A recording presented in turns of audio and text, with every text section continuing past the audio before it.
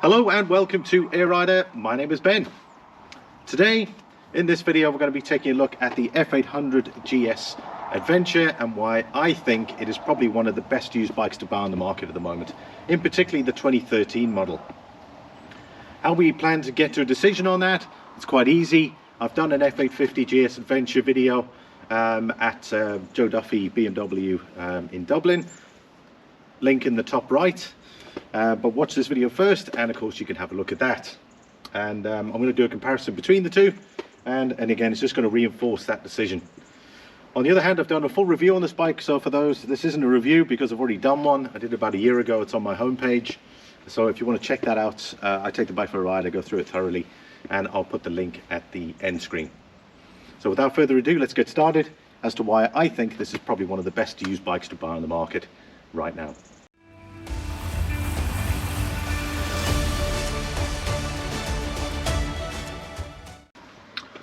Let's get started with some history. The F series motorcycle came out in 2008 and it was available in three derivatives.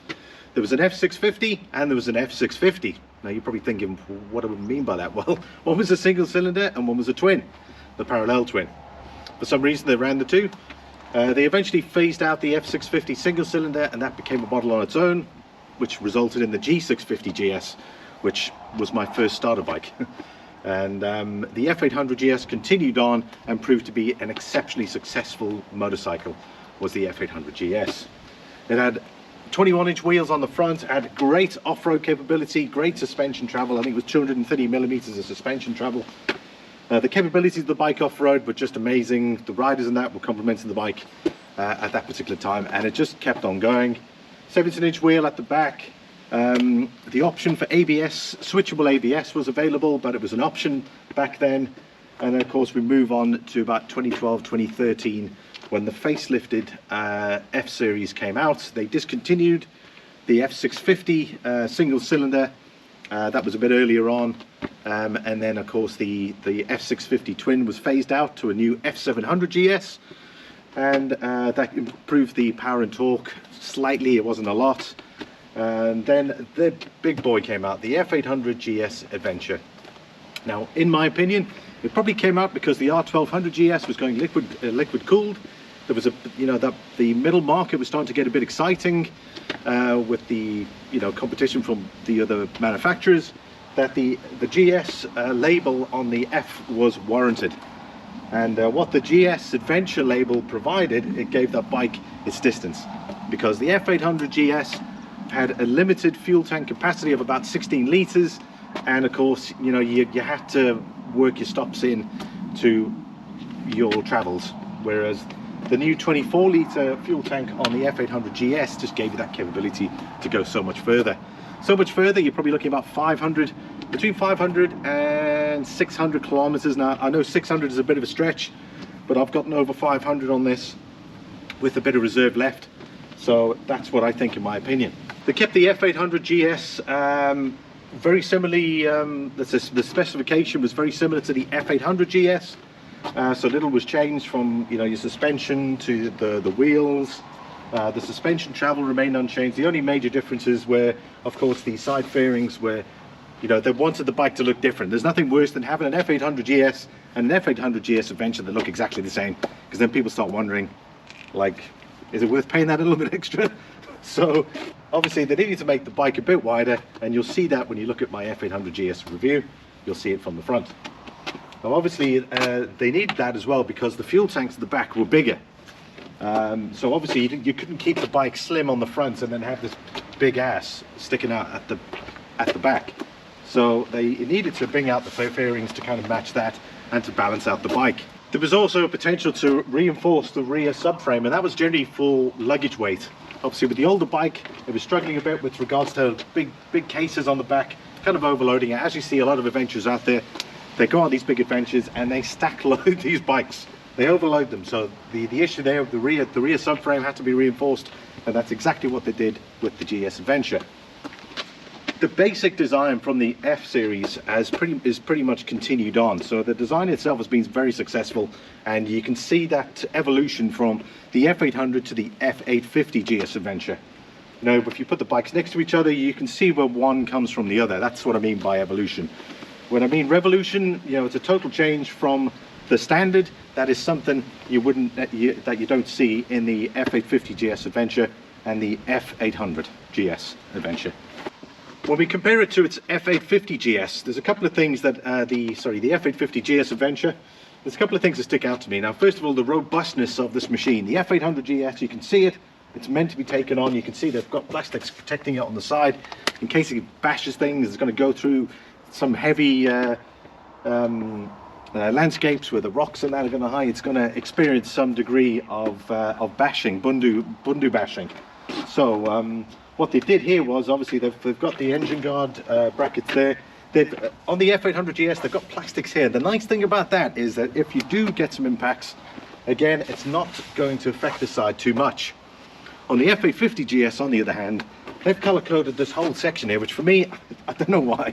I know it looks great. It looks great having color-coded motorcycles everywhere, but the chances of those sort of bikes seeing the sort of the full off-road potential of it are going to be very limited. And besides, you're going to have to constantly repaint that side unless you get some sort of a reinforced protection on it. So it's nice to see the F800GS. They've got the robustness of this. You know, you can take these off, you can replace them. Very easy to do. However, with the F850GS, I think you're going to have to, take it to the body shop and get those panels resprayed. And likewise, you can see it across here. There's very little paint, bar these sections up at the top here. Everything else is plastic or metal.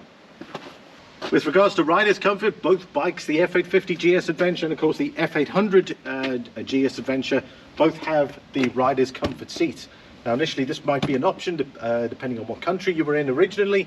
However, if you can get a bike with all the kit on, which fortunate for me, this bike has every option, bar the alarm, but still, it's been exceptionally well kitted out. So if you can get one of them that has the full kit in, you're onto a winning streak. Anyway, so rider's comfort is improved here. So if you're going to be sitting in the saddle for those long hours, it's one of those things that this is a bike that could easily, capably give you that. And the ride height is 890mm, so you sit very high up. When comparing the F850GS Adventure to the F800GS Adventure for braking performance, they're pretty much on par. Big piston brakes at the front with the dual disc brake, and of course you've got the single disc at the back, and of course the bike is ABS switchable. And we're going to go into that in the next section now in relation to electronics. So just to summarize then, with regards to the electronics on the bike, for a 2013 bike, this thing is loaded with electronics in relation to non-existent bikes back then that didn't even have switchable ABS. It's one of those things that's talked about at the moment on every bike. If you look at the comments out there, everybody wants electronics now. This is a 10-year-old bike. It has ABS, traction control, your different ride modes, and it has switchable ABS on there. It's even got electronic suspension assist on it, so there's a fair amount of electronics on the bike, and I'm sure those are out there. I know some of the BMW riders on the older bikes, they disengage the ABS. Personally, I believe in safety. I'm a big fan of ABS, having been in the motor industry for many years. I know the system. It's glad to see it on motorbikes, and personally I wouldn't buy a bike without ABS ever again. Yeah, so just on the electronics on the F850GS Adventure, significantly improved over the F800GS. There's ABS Pro, you've got DCT, dynamic traction control, you've got the different ride modes, rain, road, Enduro, Enduro Pro as well, depending on if you have that extra pack. So the electronic capability of the new bike is way over the F800GS in relation to it, and it probably competes with a lot of the modern bikes of this time.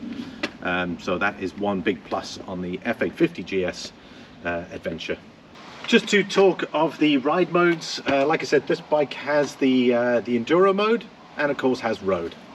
Now what that means is when you select road mode and you're on the road, it'll automatically adjust the traction control and the ABS to compensate for that particular road, that ride mode. So when you click Enduro, obviously what that'll do is that'll adjust the bike for off-roading.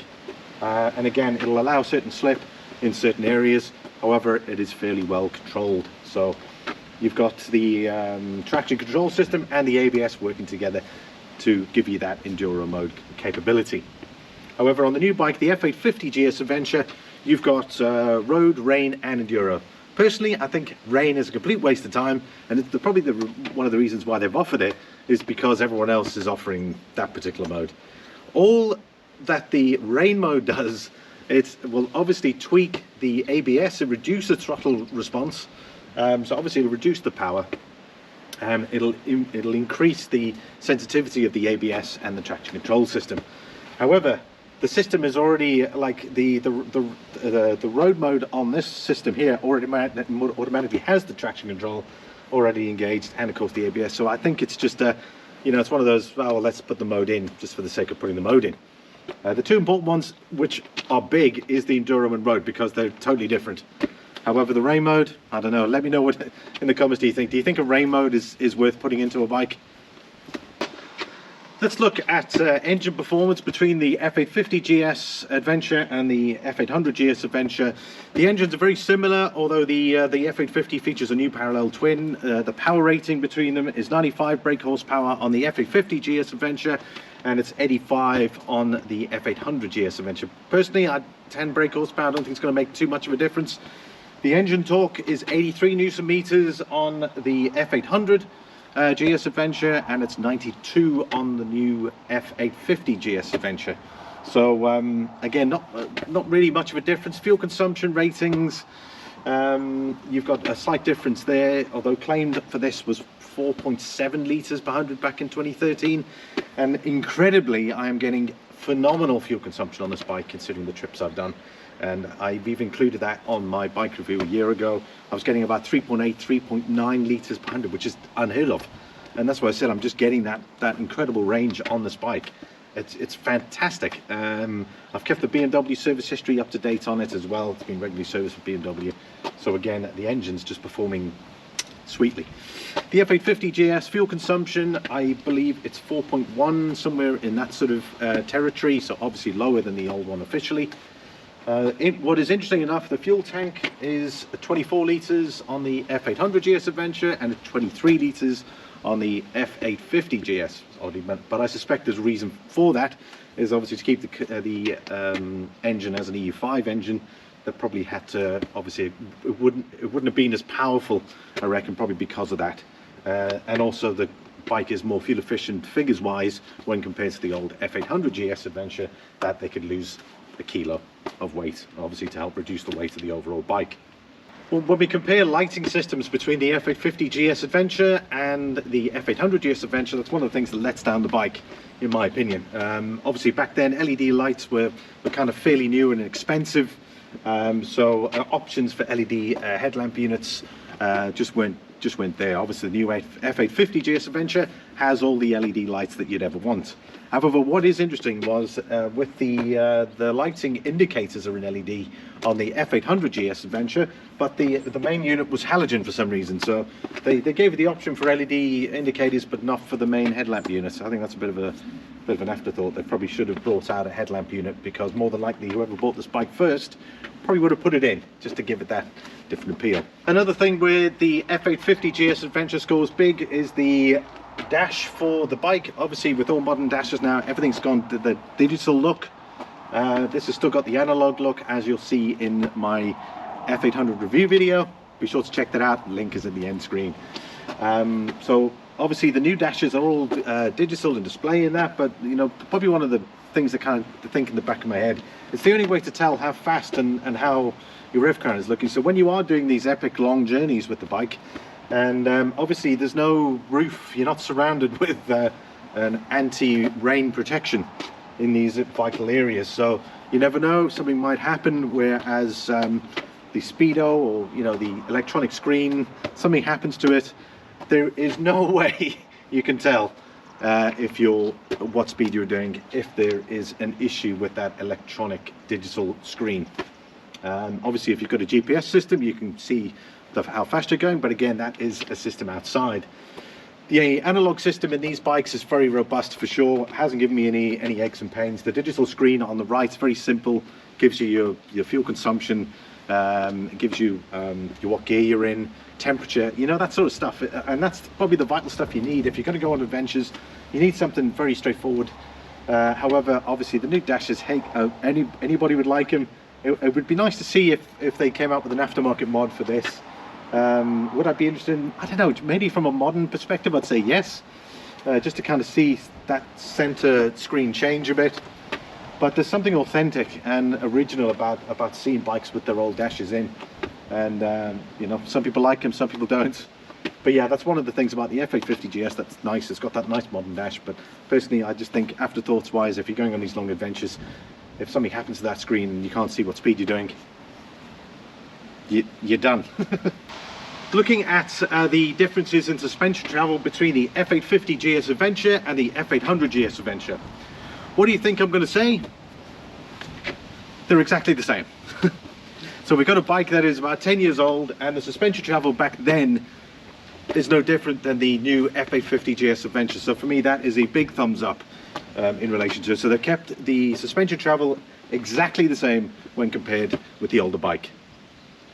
Another thing to note is the curb weight of the, and I've mentioned it before, it's 232 kilos or 230 kilograms wet weight on the F800GS. Take a guess at what the new F850GS Adventure, mind you, it has a 853cc engine. This is still a 799 engine. It is 248 kilograms, so significantly heavier than the F800GS. So if people are concerned about the weight already, about the F800GS, you can just imagine how concerned they are about how heavy the new F850GS Adventure is. So yeah, a bit of interesting information there, and for me, this is going to add into our closing arguments. Right, moving along to our closing. The F800 has consistently proven to be a fantastic used bike, and then going into the adventure model as well just takes it that one step further. The bigger fuel tank as well was a major draw card for those wanting that middleweight bike and not having to go for the bigger R1200GS. Obviously significant price difference between the two models as well. However, again, looking at this comparison to 2013 models of its time, this bike was ahead of its time based on the results that I've seen when I compare this with the F850GS Adventure. We've looked at suspension travel being identical. We've looked at the engines. There's only 10 horsepower difference and a few newton meters difference between those two bikes. The electronic aids available, yeah, sure, the F850GS Adventure will always have more electronics. It's a newer bike. It's meant to compare with the new bikes out there, so it is going to generally have more electronic adjustments. However, this bike back then, when there were few electronic aids available, you can buy this bike of 10 years old with all the electronic aids that you'll ever need for that particular for this particular time. We've looked at braking performance, large brakes on the front, single brake on the back, switchable ABS systems, the ability to take this bike pretty much anywhere when you're going off-road. They've done it with R1200GS. I say there's no reason why the F800GS can't take you to the same places. Charlie Borman and Ewan McGregor did it in the long way up, the long way down, and the long way round with their R1200s, bar the a long way up when they went on the electric Harleys. But in short, for what you are buying here, used wise, it's difficult to compare with a newer bike because it's a substantial amount of money when compared to it. This will get you a fantastic bike at a great price, something you're not going to quibble over, something you could probably pay for cash, have it ready to go whenever you like, versus buying a newer bike and financing it. Sure, it has got some age-related issues, you know, with regards to the dash and that, but again, keep it simple. If anything goes wrong, it'll be easily fixable. The ride height of the bike is similarly compared to the newer one. The newer one is slightly lower, but again, it's minimal. The ride height, the comfortability on this, the touring ability of the range, the fuel consumption you're getting, that fantastic parallel twin engine which has been running since 2008. I think they ended F800GS production in 2019, so that engine went along for 11 years until the new F850GS parallel twin came out. So you know, you will not be disappointed on a bike like this, and I've said it in my review. Be sure to check it out, and I'll go through the bike and then you can decide yourself in relation to it. But this is a bike I will not easily let go of. It'll be very difficult to say goodbye to it because it has treated me so well. I haven't nearly used the off-road capability, and I'm planning a ride for that. There's a nice 20-kilometer stretch through some woods here, and I haven't really done any major off-roading with this bike, mainly because of the weight. So I've just got to come over that, and I'll do a video and show you guys around. So when we've done our comparisons with this and the new model, again, it just reinforces, in my opinion, why this is probably one of the best used bikes out on the market. Let me know if you agree or disagree in relation to that statement. I hope you've enjoyed the video. It's probably going to be a long video because there's a lot of information out there as well. Thanks so much for watching. I appreciate every one of you for taking the time out. I don't know if you skipped ahead or watched the whole thing. I've obviously tried to put as much information in as possible. Thanks again. Hope you have a great weekend. It's a lovely day here in Ireland for a change. It's been raining pretty much all week, so I'm looking forward to taking the bike out for a bit of a spin. However, I might just have to put that on hold because I've got a bike review coming up, and the dealer just told me that it's in, so I might just have to head down there, do a video quick. Thanks again, and I'll see you all in the next video. Don't forget to like, comment, and subscribe if you're enjoying the content. Bye for now.